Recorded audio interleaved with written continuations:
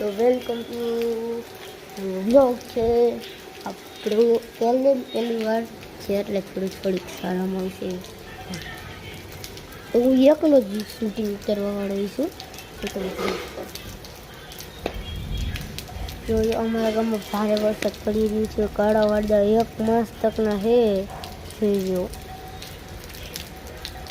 જો અત્યારે દુંદુડિયા છે.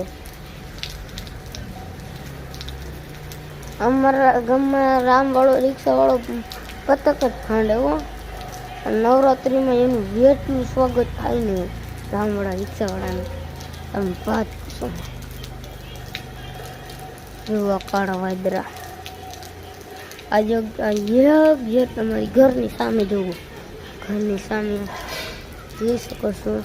એક જે તમારી ઘરની સામે જ છે મંદિર છે કૃષ્ણ ભગવાન.